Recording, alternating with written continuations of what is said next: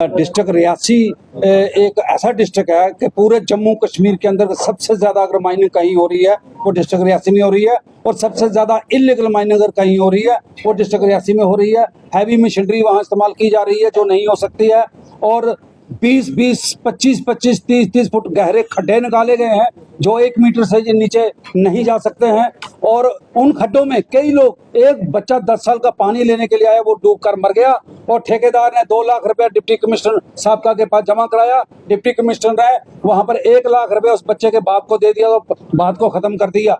और मैं कहता हूं कि वहाँ जो जाली चालान काटे जा रहे हैं, फराडी चालान है, ये मेरे पास चालान की कापी पड़ी हुई है, ये चालान, ये फराडी चालान है, फराडी ये है, ये फराडी चालान काट कर इस पे माइनिंग की जा रही है। इस चालान पे जो गाड़ी जाती है वो पैसा सरकार के खाते में जमा नहीं होता है। 1000 गाड़ी जो है वो अगर वहाँ रियासी से निकलती है तो जिसमें से 200 गाड़ी लगभग सरकार के खाते में जाती है। 800 गाड़ियां जो है वो फेक चालान पे चली जाती हैं, और वो सारे का सारा पैसा वो लाखों रुपया बनता है। अगर एक गाड़ी का 5000 रुपये सरकार के खाते में जमा होना होता है तो आप बताइए कि 600, 700, 800 गाड़ी अगर बाहर निकल गई तो वो पैसा कहाँ गया? ये कौम का पैसा है। यही पैसा सड़कों पे, नालों पे, अस्पतालों पे, स्कूलों पे, हर जगह खर्च होता है, और ये बेदर्दी से लूटा जा रहा है। और मैं ये बताना चाहता हूँ कि कोंकण रेलवे जो रियासी के अंदर इस वक्त बहुत बड़ा उनका प्रोजेक्ट है, जिनके 6-6 किलोमीटर, 7-7 किलोमीटर के टनल बने हुए हैं, उसमें लाखों मीट्रिक टन के हिसाब से जो माइनिंग इस्तेमाल हुआ है उसकी रॉयल्टी जो है वो उस हिसाब से सरकार के खाते में जमा नहीं हुई है, क्योंकि उन्होंने पहाड़ खोद करके वहां पर लगा दी, उन्होंने नालों से चोरी वहां पर जो है वो लगा दी है, और वो पैसा जमा नहीं हुआ है। इसकी हम इंक्वायरी चाहते हैं कि ये सारा पैसा जो है ये कहाँ जा रहा है। चंद ठेकेदारों के जेब में पैसा जा रहा है, और कुछ ठेकेदार जो है वो आउट ऑफ J&K के हैं, उन्होंने आगे सबलेट करके किसी को दे दिया, उन्होंने लूट डाली हुई है। और बड़ी अफसोस इसकी बात यह है कि हमारी रूलिंग पार्टी का कोई लीडर, देवेंद्र राणा, क्या कहते हो, रविंद्र राणा हो या कोई श्यामलाल जी हो, रूलिंग पार्टी का कोई लीडर जिन्होंने इलेक्शन लड़नी है, माइनिंग पर किसी का कोई बयान नहीं आता। आप भी देखते हैं, और अपोजिशन के लोग अगर बोलते हैं तो ये हमारी कमजोरी को ढूंढेंगे कि इनको कहां फंसाना है। मैं ये कहता हूं, मैं LG महोदय से ये गुजारिश करना चाहता हूं कि ये इलीगल लूट खसूट जो है ये बंद करवाई जाए, क्योंकि ये पैसा कौम का है, ये पैसा सरकार का है, ये पैसा देश का है, और जो लोग लूट रहे हैं इन्हें दहशतगर्द करार देना चाहिए। दहशतगर्दी कानून के नाते इनको सजा जो है वो मिलनी चाहिए। मैं ये समझता हूँ जल शक्ति महकमा जो है, ये उनकी एक चिट्ठी है मेरे पास, ये चिट्ठी उनकी है, और वो कहते हैं अगर उन्होंने चिट्ठी लिखी DC को कि अगर माइनिंग बंद नहीं की तो रियासी टाउन का और गिरदोनवा का सारे इलाके का पानी बंद हो जाएगा। 2021 से चिट्ठियां जा रही हैं, लेकिन कोई कार्रवाई इस पे नहीं होती है। मैं कहता हूँ कि कोई पूछने वाला है ही नहीं है।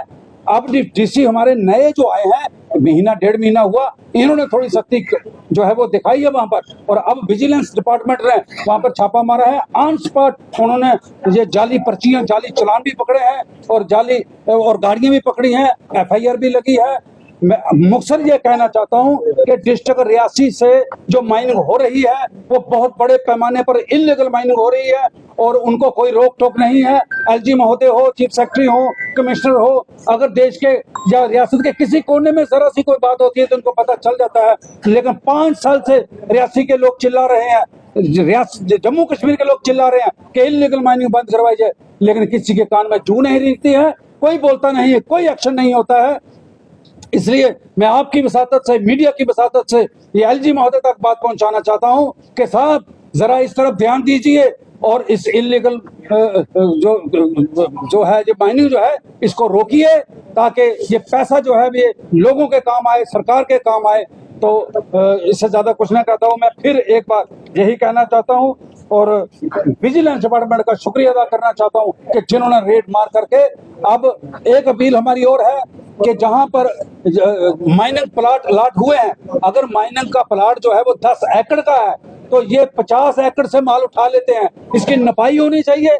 और अगर इसको पूरे हिसाब से नापा जाएगा तो मुझे लगता है कि 10-10 करोड़ रुपए की पेनल्टी ठेकेदारों को पड़ेगी और ये सारा पैसा जो है ये सामने सरकार के खाते पे आएगा। वाली मशीन पानी में जाती है, बिल्कुल जाती है, जो कि वो इस्तेमाल नहीं कर सकते हैं, हैवी मशीनरी इस्तेमाल नहीं कर सकते हैं, वहां धड़ल्ले से हैवी मशीनरी लगाई गई है। और फिर मैं बताता हूं कि फॉरेस्ट डिपार्टमेंट जब वो कत्थे का काम हो या लकड़ी का काम हो जो आती है, नक्शा नंबर 25 काटा जाता है, हर चेक पोस्ट पे वो दर्ज होता है, लेकिन माइनिंग जो है इतने नाके पुलिस के रास्ते में होते हैं, कहीं इसको कोई पूछता नहीं है, कहीं नहीं पूछता कोई। बात क्या है कि क्यों नहीं पूछा जाता? और फिर ये रूलिंग पार्टी के लोग हों या सरकारी अफसर हों, अधिकारी हों, ये इस तरफ ध्यान ही नहीं देते हैं। या तो ये सारे मिले हुए हैं, मिलकर इनके घरों में माल पहुंचता है, इसलिए हम 5 साल से चिल्ला रहे हैं लेकिन कोई असर नहीं। मैं एसीबी को मुबारक देता हूं जिन्होंने अब कार्रवाई शुरू की है और हमें उम्मीद है इस पर हम पूरा उतरेंगे और आपकी वसादत से, मीडिया की वसादत से फिर एक बार सरकार तक, चीफ सेक्रेटरी तक और एलजी साहब तक मैं ये बात पहुंचाना चाहता हूं कि रियासी की तरफ ध्यान दीजिए, रियासी को मत लूटिए। वहां पर हमारी बेवाएं जो बहनें हमारी हैं, उन्होंने अपना एक रसोई बनानी होती है ना, उसके लिए उसको माइनिंग नहीं मिलती है, लेकिन ये ट्रकों के ट्रक, सैकड़ों ट्रक रोज के चोरी होते हैं और बिकते हैं और पैसा जो है वो प्राइवेट लोगों की जेब में जाता है। ये जो पर्चे बता रहे हैं आप, ये बिल्कुल फेक है। बिल्कुल फेक है सर, बिल्कुल फेक है। मतलब पूरा नाम क्या है? मेरा नाम तारिक भट्ट है जी, मैं national human right development council का ऑफ इंडिया का चेयरमैन हूँ और नेशनल कॉन्फ्रेंस से वाबस्ता हूँ। तो आप लोगों को तकलीफ दी इसका मैं मशकूर हूँ कि बड़ी मेहरबानी आपकी, आपने हमारी बात को सुना है और आपसे भी हम ये उम्मीद रखते हैं कि आप इसको हाईलाइट इतना कीजिए ताकि ये कौम का सरमाया, ये आपका पैसा है, ये हमारा पैसा है, ये कौम देश का पैसा है और चंद लोगों के जेब में ये पैसा जा रहा है और फिर धमकियां देते हैं, मार देंगे, धमकियां देते हैं। हमारे पास कोई सिक्योरिटी नहीं है, हमें सिक्योरिटी की जरूरत नहीं है। जो रात हमारी कब्र में आनी है वो बाहर नहीं आ सकती है, हमें मिलती है धमकियां। जो भी बोलेगा उसको धमकी दी जाती है कि ये ज्यादा बोलता है। हेलो, मुझे भूषण पारमो कहते हैं। मैं प्रेसिडेंट एनवायरमेंट एविडेंस फोरम का हूँ। पिछले 48 साल से ये हमारी चल रही सुप्रीम कोर्ट में है, वेटलैंड्स पर भी है। अब इस पर ये हमारा जो ये माइनिंग वाला है, ये क्लाइमेट रिलेटेड है। आज जगह जगह आप दुआएं कर रहे हैं कि बारिश होनी चाहिए। ये जो दरियाओं के फ्लो हैं, ये इन्होंने तबाह कर दी। माइनिंग जो करनी है, जो बाइंडिंग है गवर्नमेंट ऑफ इंडिया से हर स्टेट को, वो एक्ट पर माइनिंग रूल्स 1957 का है, जिसकी अमेंडमेंट 2002 में हुई है। उसमें होता है कि जो आपने पहले ब्लॉक करना है उसकी सर्वे होनी चाहिए कि साल का कितना मलबा आता है, कितना उठाएंगे और कितना रहेगा। इन लोगों ने, इनके पास, जॉर्जी वालों के पास किसी भी दरिया का, मैं दावे से कहता हूँ जॉर्जियन माइनिंग का, किसी भी JNK के दरिया का, ये दरिया हमारे इंडस वैली में इंडस बेसिन में पड़ते हैं, इनके पास सर्वे नहीं है कि कितना कितना आता है, कितना कितना जाता है। जिसके पास ये पता ही नहीं है कि मेरे पास मैं कितना निकालूंगा और कितना पीछे रहेगा, उस पर किस लिए। फिर इन्होंने फेक रेवेन्यू रिकॉर्ड बताए हैं, जैसे सवाल प्रोजेक्ट में ये कहते हैं जी ये जो इलाका है वो पहले लोगों का था, ये कहते हैं गैर मुमकिन दरिया, कभी गैर मुमकिन दरिया हुआ? तीसरी बात इसमें होता है कि जिस वक्त आप आइडेंटिफाई करते हैं कि इस यहाँ जो है बजरी माइनर बिजनेस से कहते हैं ज्यादा है, सालाना कितने लगेंगे, तो वो फिर ब्लॉक अलॉट होने से पहले उसकी नोटिफिकेशन होती है। नोटिफिकेशन 1 महीने तक होती है, उसके बाद लोगों को पूछा जाता है कि तुम्हारी क्या राय है और हम कितना निकालें। तीसरा, जब ये अलॉट होता है उसके बाद इसको रेनी सीजन में आप नहीं निकाल सकते, हेवी मशीनरी आप प्रेस नहीं कर सकते, टाइमिंग इनकी है शाम के 7 बजे के माइनिंग नहीं होगी ड्यूरिंग। और फिर इनके पास जिस वक्त कोई ब्लॉक बनता है उस पर आपको पिलर्स लगाने हैं।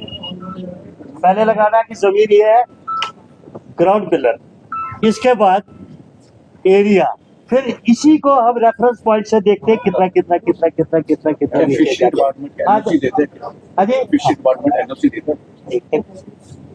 इसके लिए NOC हर फॉरेस्ट, फिशरी इस रूल में लिखा है फिशेस तबाह नहीं होनी चाहिए, एक्वेटिक लाइफ तबाह नहीं होनी चाहिए।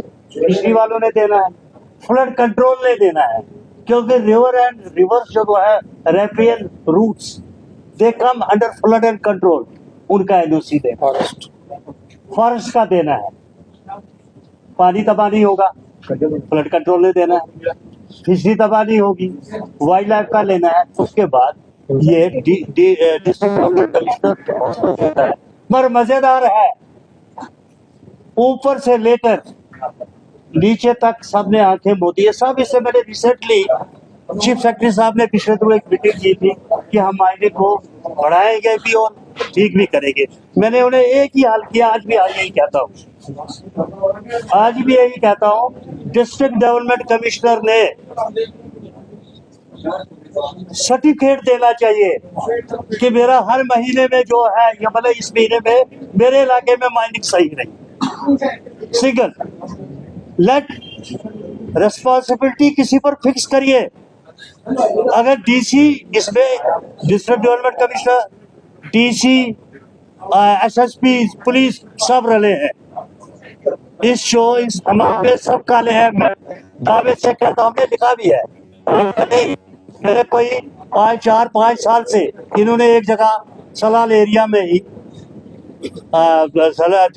सलाल डैम एरिया में ही डिमार्केशन नहीं कर रहे। हाँ, एक आदमी क्रशर लगा रहा है, उसके पास माइनिंग एरिया एयर मार्केट ही नहीं है। वो कहता है मेरी जमीन नहीं दी, हमारी जमीन कटा ला।